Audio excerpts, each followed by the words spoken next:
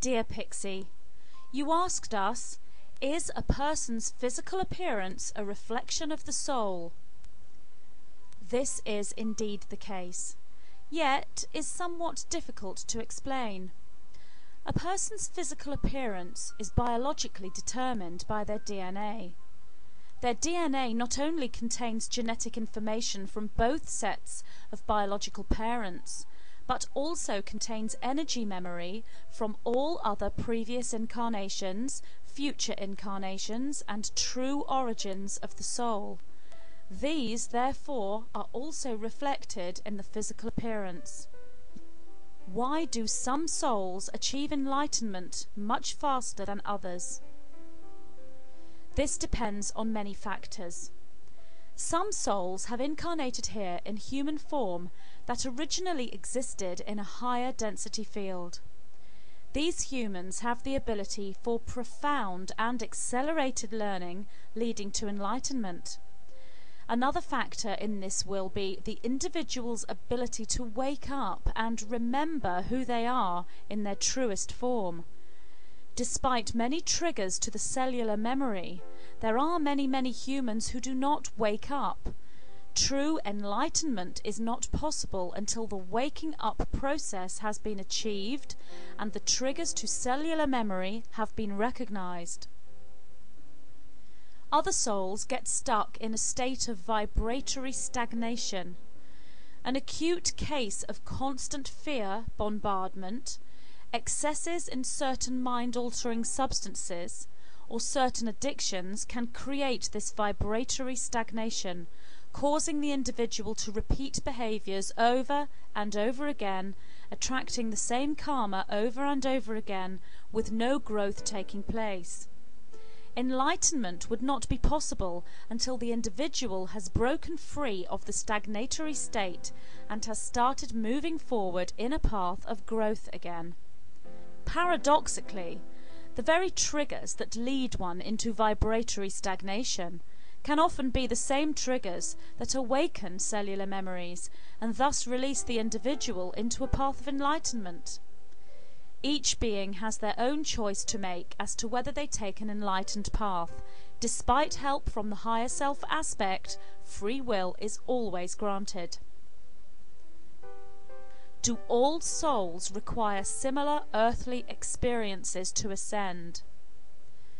The experiences of their physical lives can be vastly different, yet the subjective experiences are similar. Do earthly experiences change the soul, or do souls always remain the same? The answer to this question is both. Earthly experiences create growth and learning, and this changes the frequency of the soul. Yet each soul is identical in the fact that it is an individualized piece of the whole, therefore they always remain the same. Is ascending to a higher dimension only a matter of time for all souls? Would some souls never be able to ascend? As there is no such concept as time in our perception, this question must be answered on more than one level. From our perspective, all souls shall ascend. It is not possible for a soul to never ascend, as there is no concept of never. Yet, from your perspective, bringing forward that which you know as never, we can see that it is possible for a soul to be seen as never ascending. These are the souls that get caught up in a vortex of similarity, going round and round within the same space, never breaking free to join the ever-flowing stream of cosmic life. From the truest perspective, however, everything eventually moves upwards in frequency, travelling home to the one source energy. The reason for this is that each and every being, each and every thought are already with the one source energy, and in reality they have never left. Would one still possess a sense of touch and retain a similar and solid appearance in a higher dimension? Yes, indeed, in the fourth, fifth, and to a certain extent in the sixth, although that which you know as touch would raise in frequency, as would that which you know as solid. Past the seventh dimension, we cannot see where the words touch or solid would be appropriate. Blending in frequency would not involve touch, and all forms are in full experience of fluidity in seventh density, therefore would not be classed as solid. In a higher dimension, would one still be able to practice hobbies like art and baking? Art is practiced in all dimensions, for art is creative expression. Art is viewed differently in higher dimensions, but it is always part of existence. Baking could be practiced in fourth and fifth density if the entity wished. Yet, in usual cases, there has been no need for baking in those frequencies. Would one be able to create solid objects by thought?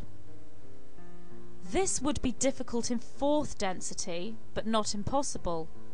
Even in third density this has been done. Yet in higher densities this becomes easier. All solid objects are created by thought from higher dimensions. How does one turn from a service to self to a service to others attitude? The likelihood of this depends on the degree of polarization. A 100% polarized service to self being is unlikely to polarize positive until they ascend to seventh density. Yet there have been beings that have done this, although they are rare. A 60% polarized negative being would find it much easier to polarize positive.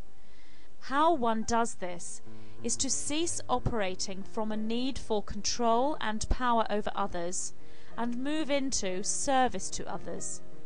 A change from fearing others because they are viewed as separate entities into loving others because they are part of the one would be needed.